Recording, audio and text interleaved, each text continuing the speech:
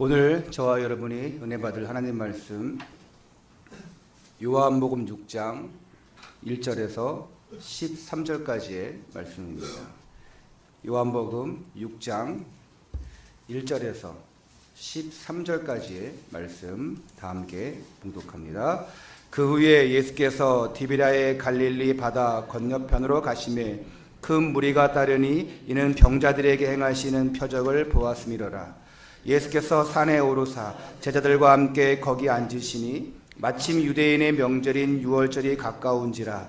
예수께서 눈을 들어 큰 무리가 자기에게로 오는 것을 보시고 빌립에게 이르시되 우리가 어디서 떡을 사서 이 사람들을 먹이겠느냐 하시니 이렇게 말씀하심은 친히 어떻게 하실 줄을 아시고 빌립을 시험하고자 하심이라. 빌립이 대답하되 각 사람으로 조금씩 받게 할지라도 200데나리온의 떡이 부족하리이다.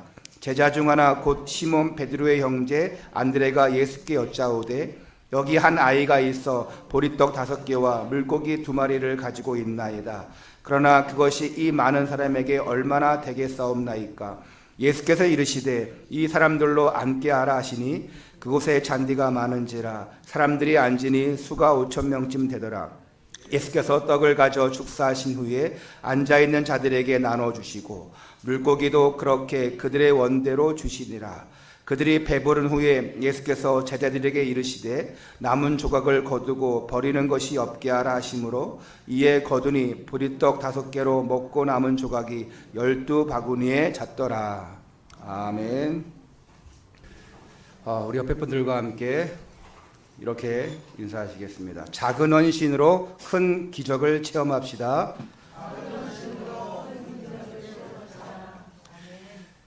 오늘도 주시는 말씀을 통해서 여러분들이 새 은혜를 받고 새 힘을 얻는 시간 되시기를 축원합니다.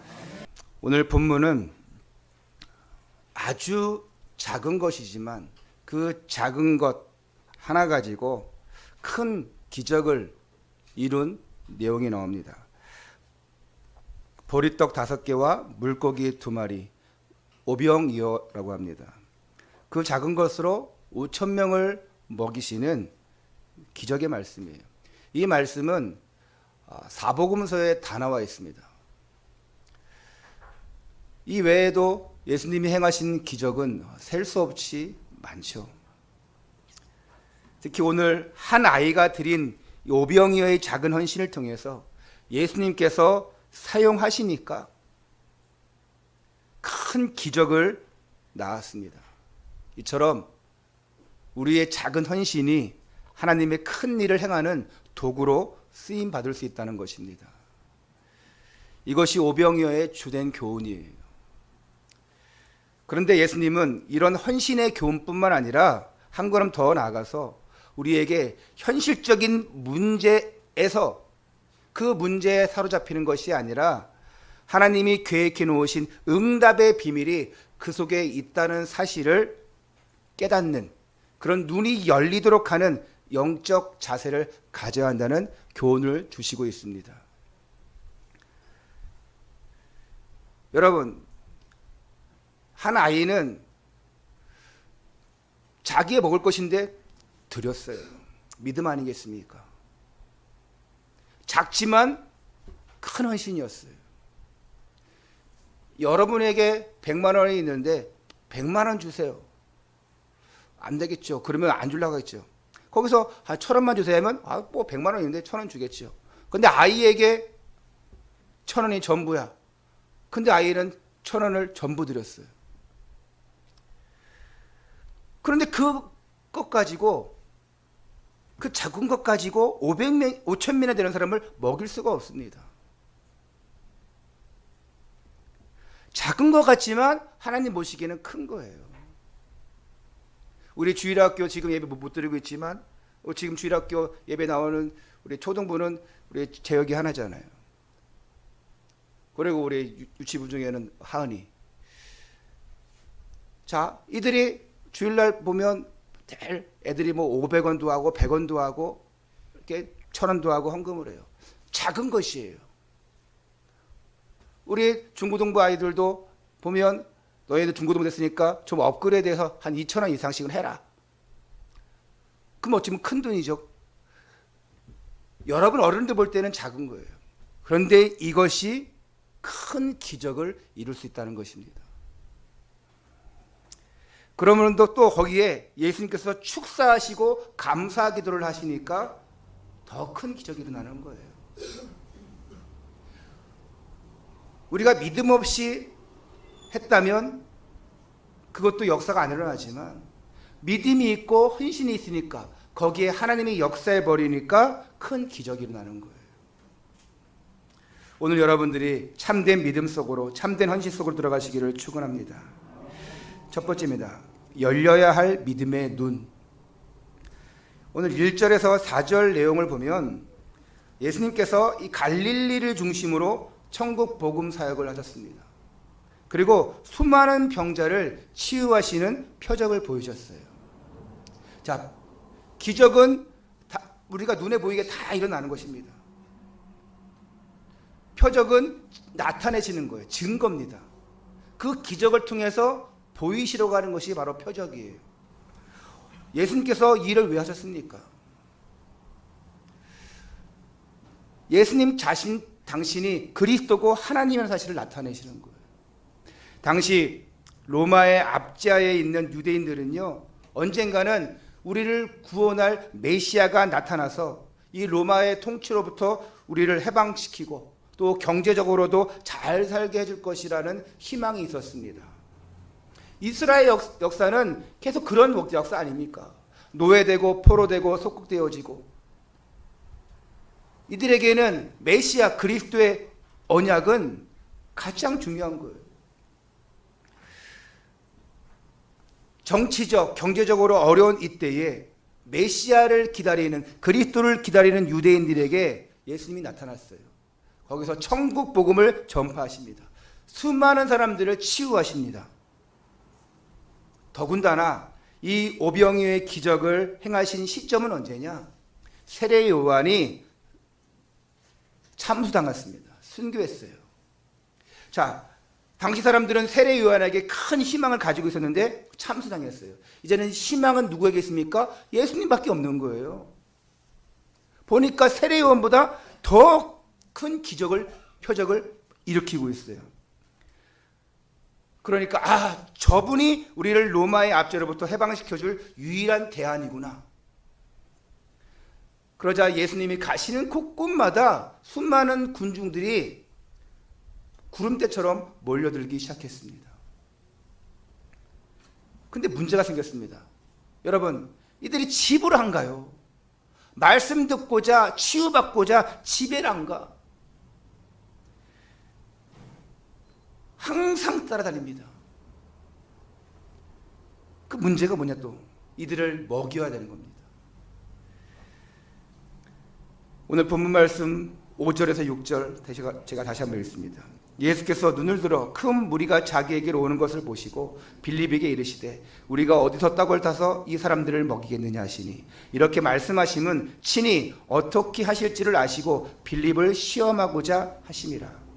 자, 예수님은요, 현실적인 문제에 대처했는데 이 현실적인 문제에 대처하는 제자들의 영적 상태를 진단하고 싶어 하십니다.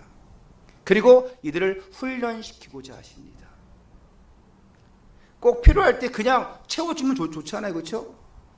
그러면 기도하지 않아도 다 채워주시네? 좋잖아요. 근데 예수님은 이 제자들의 영적 상태를 보시고자 하는 거예요.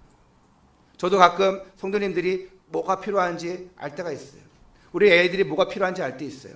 근데 즉시 주지 않습니다. 왜? 믿음을 보는 거예요. 그 가운데서 예수님은 빌립에게 이렇게 질문하십니다. 우리가 어디서 떡을 사서 이 많은 사람을 먹이겠느냐?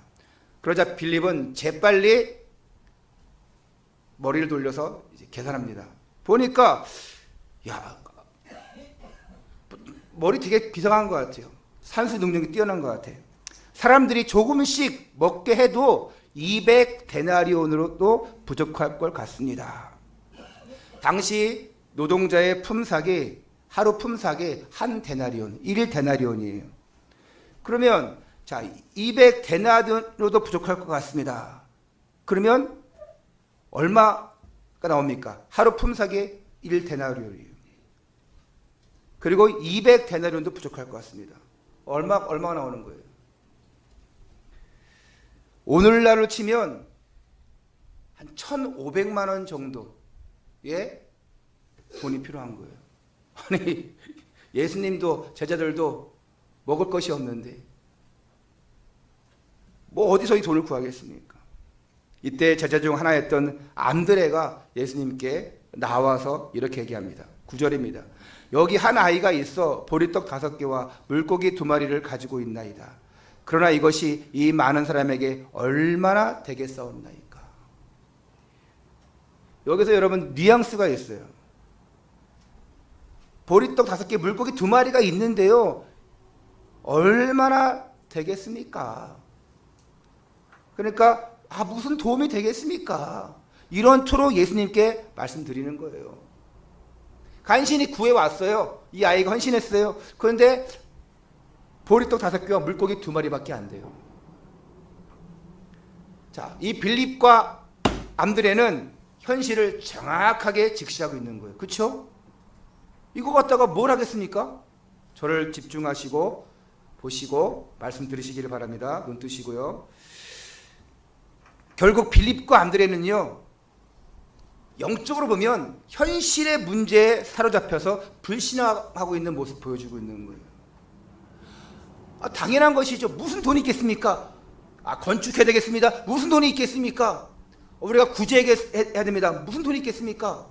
우리 성도들 훈련받게 하고 랩런트들 수련회 보내고 훈련받게 됩니다. 무슨 돈이 있겠습니까? 현실적으로는 맞는 거예요. 그런데 예수님 보실 때는 불신앙하고 있는 거예요. 우리도 지금으로 딱 봤을 때는 불신앙하고 있는데 딱 이렇게 여기겠지만, 우리도 현실을 돌아가면 그렇구나 공감할 거예요. 자, 가나안을 정탐했던 12명의 정탐꾼이 있어요.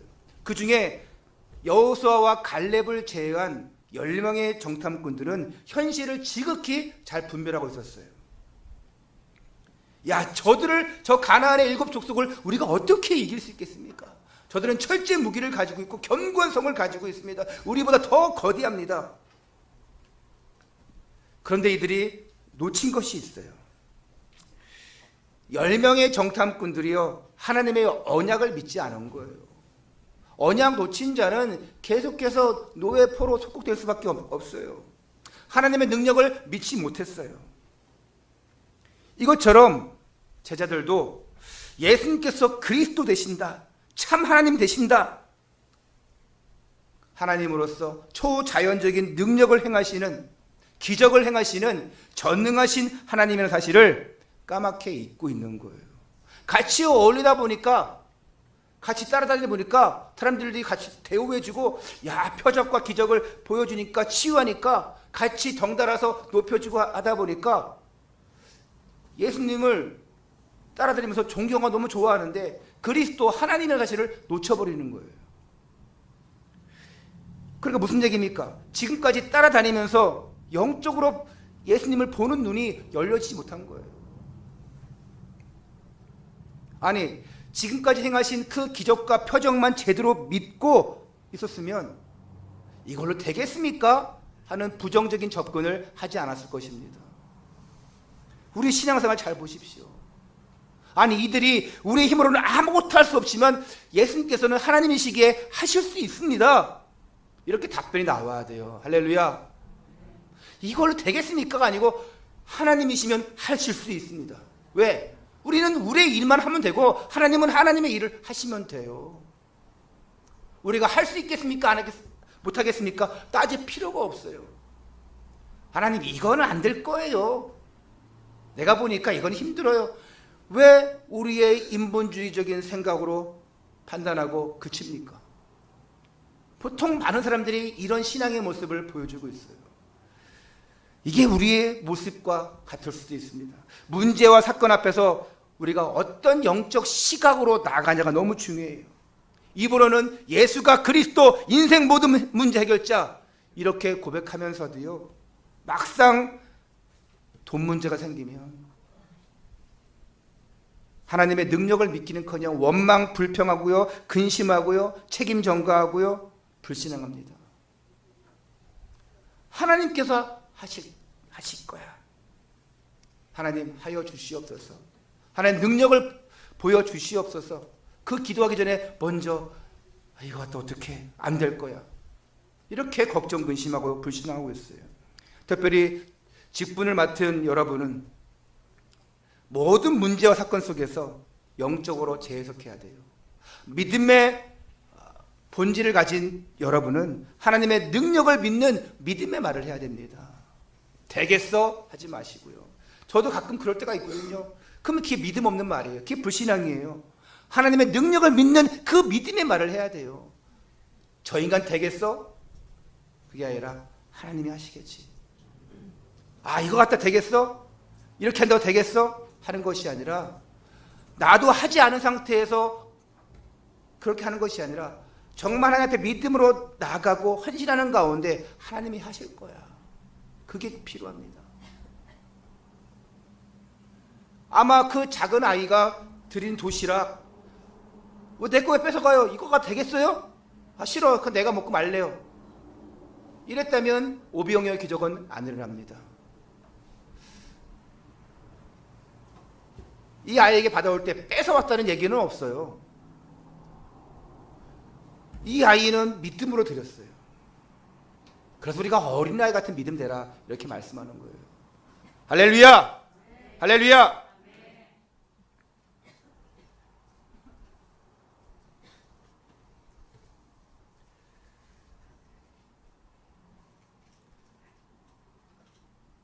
교회 일을 하면서 여러분들이 신앙생활 하면서 행정적으로나 또 교회 안팎으로 일어나는 대소사, 이런 일들을 하는 분들이 중직자입니다. 의논하고 판단하고 결정하고 합니다. 거기에 목회자가 함께 합니다. 재직자들은 그런 일을 하는 거예요. 그래서 재직회가 있는 거예요.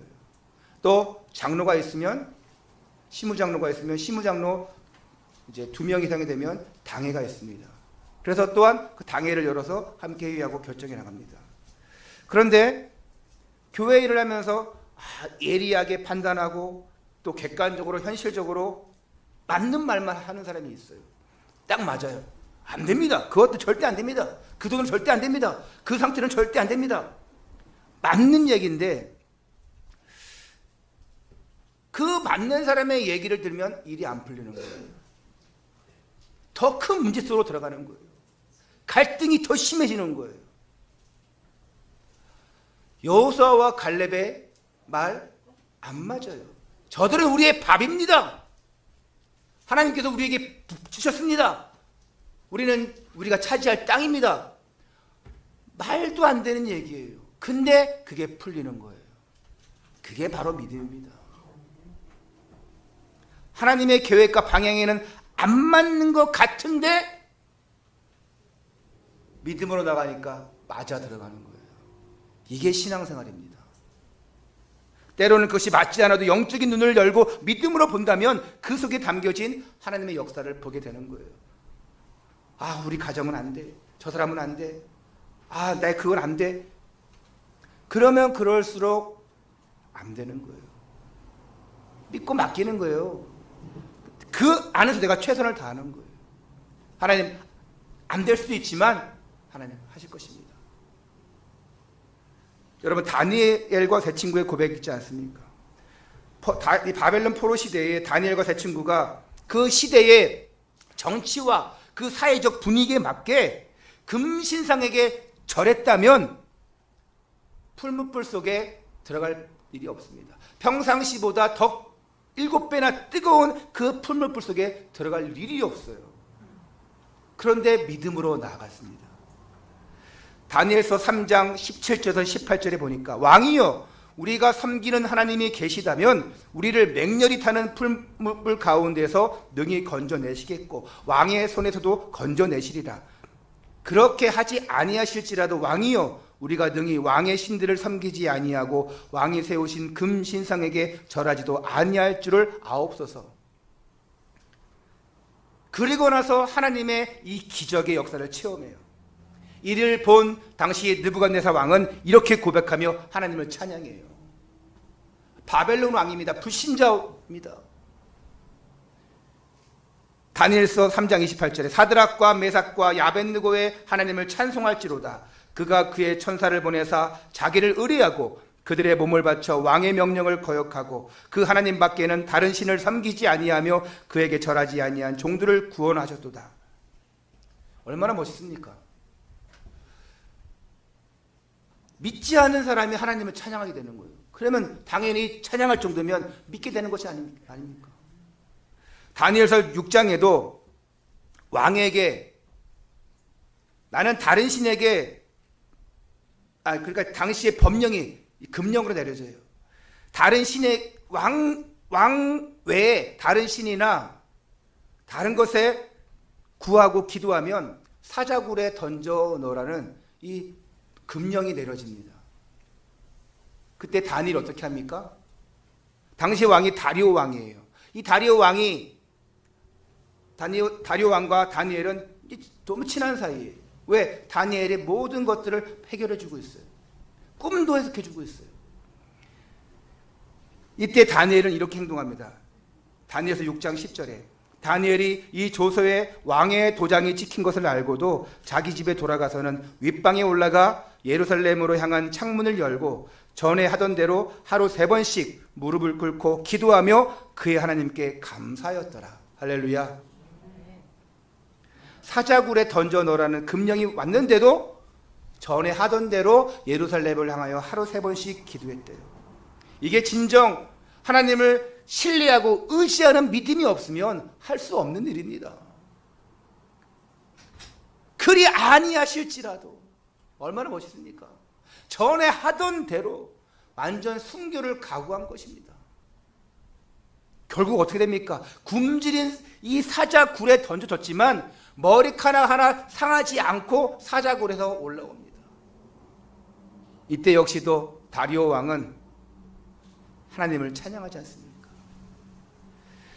이렇게 찬양합니다. 제가 이걸 읽어드려야 될 것 같아요. 다니엘서 6장 26절에서 28절에 내가 이제 조서를 내리노라. 내 나라 관할 아래에 있는 사람들은 다 다니엘의 하나님 앞에서 떨며 두려워할지니 그는 살아계시는 하나님이시요 영원히 변하지 않으실 이시며 그의 나라는 멸망하지 아니할 것이요 그의 권세는 무궁할 것이며 그는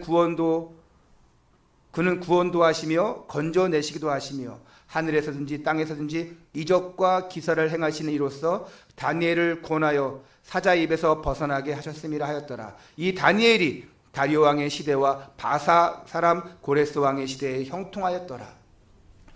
아니 어떤 사람의 기도문보다 더 멋있어요. 이 다리오 왕의 이 하나님을 찬양하는 모습이. 이것이 전도 아니겠습니까? 어쩌면 예수 믿어라 난 되지도 않는데 엉뚱하게 하는데 예수 믿어라 해서 그 같은 예수 니나 믿어라 하는 게 아니라 하나님이 살아계심을 몸소 보여주는 거예요. 절대 안 될 상황인데 하나님이면 하실 것입니다. 그런 믿음을 그리고 그런 증거를 보여주는 것이 전도 아니겠습니까? 맞춰주면 됩니다. 금지상에 절하라 그러면 하면 되고 또 하나님 앞에 기도하지 말고 왕에게 금신상에게 기도하고 간구해라 하면 돼요. 그러면 풀물불에도 사자굴에도 들어갈 일이 없어요. 그렇게 했으면 느부갓네살 왕이 다리오 왕이 하나님을 찬양하는 온 땅에 이 믿음의 사람들의 이름이 높여지는 하나님이 찬양되어지는 일은 절대 없습니다. 맞춰준다고 해서 잘 해결되는 게 아니에요. 말 잘 듣는다고 해서 화목한 것이 아닙니다. 이 코로나 시대에 얼마나 신앙생활, 예배생활 어려운 사람들 많습니까? 신앙생활하기 힘들 때일수록 예배드리기 힘들수록 믿음의 눈을 열어서 하나님을 바라봐야 돼요. 하나님이 행할 것이라는 믿음의 결단을 해야 됩니다. 이 결단이 없이 어떻게 기적이 일어나겠고, 이런 체험이 없이 어떻게 하나님이 살아계심을 보여주겠습니까? 맞춰주면 되죠. 맞춰주고 하면 싸울 일 없어요. 맞춰주면 화목합니다. 근데 결국은 나중에 다 죽는 거예요. 여러분, 예수가 그리스도 인생 모든 문제 해결자, 이 사실이 진짜 믿어진다면, 이것이 우리의 모든 것이라면 하나님은 하실 수밖에 없어요. 이것이 믿어진다면 역사하실 수밖에 없습니다. 믿음의 눈을 여시기를 바랍니다. 문제와 사건 속에서 사로잡히는 것이 아니라 어떻게 해도 안 되네, 이것이 아니라 하나님은 하실 수 있다. 믿음과 결단으로 나가시기 바랍니다.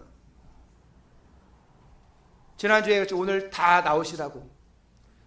근데 제가 잠깐 고민했어요. 그 불신앙이 아니라 어떤 고민이냐. 이 방역 수칙이 교회 좌석수의 30%만 되는 거예요. 전에는 50명, 20명 됐잖아요. 30%가 되니까 1000명 모이는 교회는 300명, 10,000명 모이는 교회는 3,000명 모이게 된 거예요.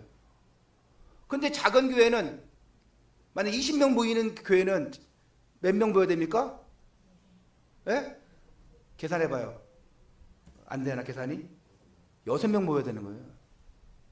50명 모이는 교회는 몇 명 모여야 돼요? 예. 우리 성도님 똑똑하시네요. 15명. 김민호 성도님 하셨어요? 마스크를 써가지고요. 그 목소리 같아, 그 목소리 같아. 예. 우리 교회는 몇 명 모여야 됩니까? 보니까 다 나오라고 했는데 큰일 났네. 다 나오면 그 30% 훨씬 넘는데 권사님 어떻게 될까요? 의자를 뒤로 다 빼고 더 만들고 해서 좌석수를 더 만들어서 보여야 되겠습니까? 근데 딱 보니까 알아서 안 올 사람 딱 안 오시고 알아서 딱 자리 맞춰주시더라고. 할렐루야. 아멘 하면 안 돼요. 네. 그래도 채워 앉아야죠. 랩런트들 정말 교회는 못 나온 랩런트도 있어요. 그들이 다 나올 수 있도록 기도해 줘야 돼요. 믿음에 결단할 수 있도록 여러분 중보기 도해야 됩니다. 근데요, 중요한 건 자신입니다. 자신이 믿음으로 나가야 돼요. 두 번째입니다. 큰 기적을 낳은 작은 믿음과 헌신. 오늘 10절부터 11절. 예수께서 이르시되 이 사람들로 앉게 하라 하시니 그곳에 잔디가 많은지라 사람들이 앉으니 수가 5,000명쯤 되더라. 예수께서 떡을 가져 축사하신 후에 앉아있는 자들에게 나눠주시고 물고기도 그렇게 그들의 원대로 주시니라. 여러분, 여기 5,000명쯤 된다는데 잔디 5,000명 앉았어요? 여기 남자만 5,000명이에요. 당시에 여자와 어린아이들은 숫자도 세지도 않았어요. 그러면 나머지 남자들만 그 잔디에 앉아있는 거예요. 요즘 같았으면 큰일 났지요. 그냥 요즘에 이 여성들 다 들고 일어나죠. 다 나와, 우리가 앉을 거야 하겠죠. 약 2만 명이나 되는 사람이에요. 그리고 예수님은 그 작은 아이의 보리떡 5개와 물고기 2마리를 가지고 축사하십니다. 그리고 그것을 나눠주니까 5,000명의 사람들이 배불리 먹고 남고 12바구니가 가득 차도록 남았어요. 이건 뭡니까? 이 기적을 통해서 나타내신 거예요. 표적으로 보이신 것입니다. 예수님이 바로 천지를 창조하신 하나님의 아들이다. 이 오병이의 기적은 예수님이 창조주시고 인생 모든 문제 해결자 메시아 그리스도임을 보여주는 거예요. 여러분, 하나님은 다 아셔요. 우리가 뭘 필요한지 아십니다. 영육간의 그 필요를 다 아십니다. 그러니까 이를 다 아시기 때문에 그 하나님의 기쁘신 뜻대로 채워주시는 거예요.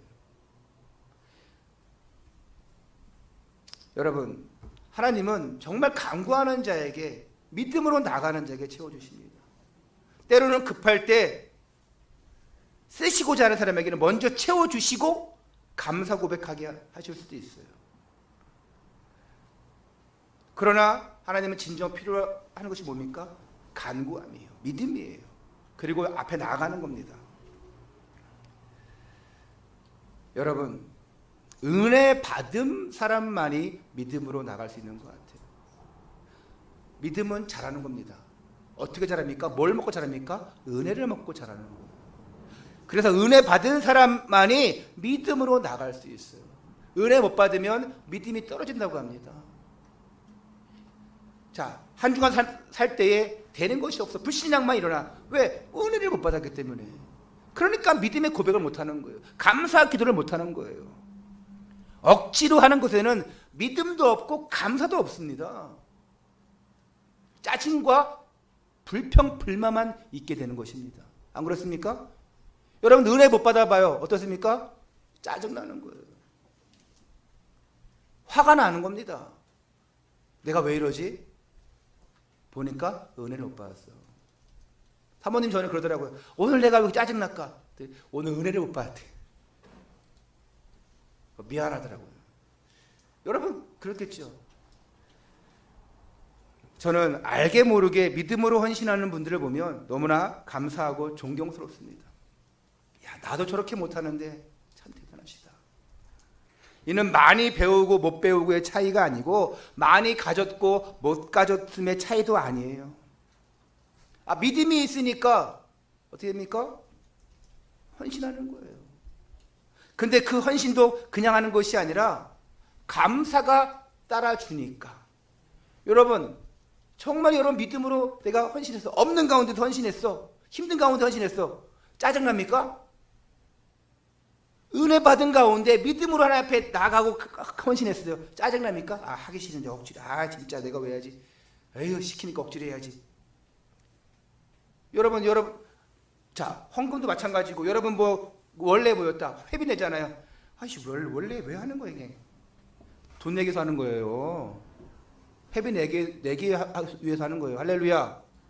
아멘 하셔야 됩니다. 왜 그거 가지고 여전도에 이끌어 나가고 교회 이끌어 나가는 거예요. 제가 보기엔 그래요. 일도 하고 여러 가지 회의도 하고 하는데 회비를 거쳐야지 뭔 일을 해야 될 거 아닙니까?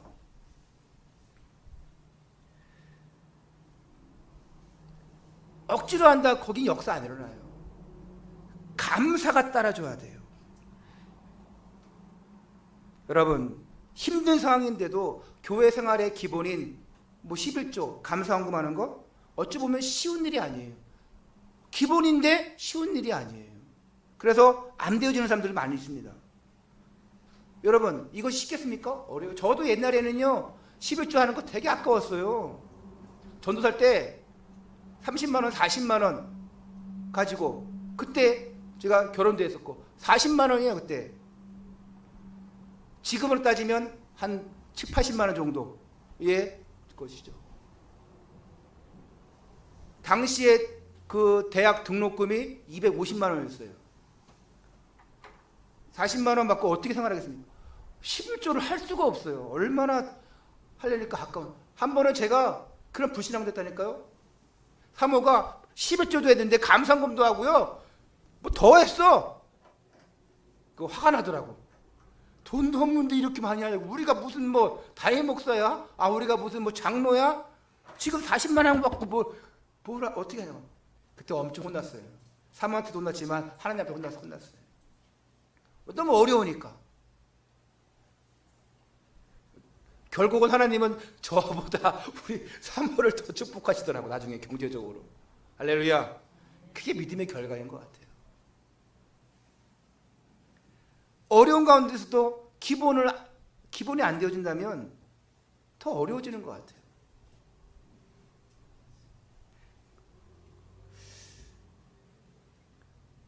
내가 믿음으로 한다는 것이 오히려 기쁘고 감사하지 않겠습니까? 억지로 하니까 진짜 감사하지가 않은 거예요. 왜 힘든데? 큰 문제만 일어나는 거예요.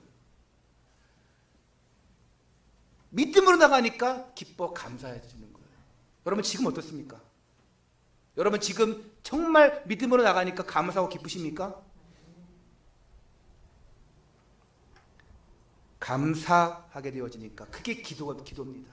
그러니까 큰 기적을 낳게 되는 것이에요. 오병이어를 기적을 베푸시면서 축사하셨다고 말씀하고 축사. 이 축사는 헬라어로 유카리스테오라고 합니다. 유카리스테오. 이것은 감사의 기도라는 뜻이에요. 그 떡 5개와 물고기 2마리 이걸 앞에 놓고 감사 기도하시는 거예요. 여러분들이 하나님 앞에 헌신할 때 주의 종이 축사합니다. 축복 기도합니다. 역사 일어나게 주옵소서. 감사 기도합니다. 그때 아멘 합니다. 그게 통하는 거예요. 그게 기적의 통로로 가는 것입니다. 얼마나 기쁩니까? 얼마나 감사합니까?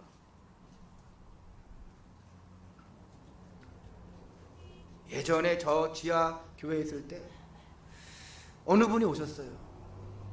우리 교회 성도님도 아니에요. 50만 원을 주고 가시더라고요. 근데 이분이 뭐 하시는 분이야? 폐지 줍는 분이에요. 50만 원을 헌금하고 가시는 거예요. 뭡니까? 평상시에도 조금 봐서 알고 그냥 한두 번 봤는데 권사님이신 거야. 그 50만 원을 주고 가시는 거예요. 또 교회가 이제 지하에 있고 하니까 어려워 보이기도 했죠. 또 어렵기도 했었고, 본인은 섬기는 교회가 있어요. 또 자식들이 용돈도 주신대요. 그냥 자기가 취미생활로 폐지를 줍기는 한대요. 근데 취미생활로 그게 쉬운 일은 아니잖아요. 더 용돈을 더 벌고자 하는 건지인데 얼마나 귀하고 감사한지 제가 감히 눈물로 같이 기도하고 축복기도 했어요. 얼마나 기뻐하십니까? 그분이 억지로 했겠습니까? 돈 많은데 어디나 그냥 주고 갈까 했겠습니까? 폐지 주는 걸로. 그분은 굉장히 기뻤을 거예요. 거기에 주의 종의 감사기도 감격합니다. 하나님 역사하실 수밖에 없어요. 하나님은 우리에게 역사하십니다. 이 사실을 예수님은 알고 계세요. 그래서 미리 감사로 영광을 돌려드리는 거예요. 하나님이 부어주실 것입니다. 축사하시는 거예요. 하나님 축복과 있고 역사하실 것을 미리 알고 감사기도 하는 거예요. 이런 작은 믿음과 헌신이 기적을 낳는 통로가 되어진 것입니다. 나는 안 돼요. 내까지 있게요. 이것도 아닙니다. 내가 얼마나 힘든데요. 이것도 아니에요. 믿음 안 자라는 분들 보면 내가 얼마나 힘든데요. 이렇게 얘기합니다. 저가 아직 믿음이 없었어요. 믿음이 없는 게 아니라 부족한 것이라 그랬죠. 그러면 언제 믿음이 자라겠습니까? 은혜 받아야 된다는 것이죠.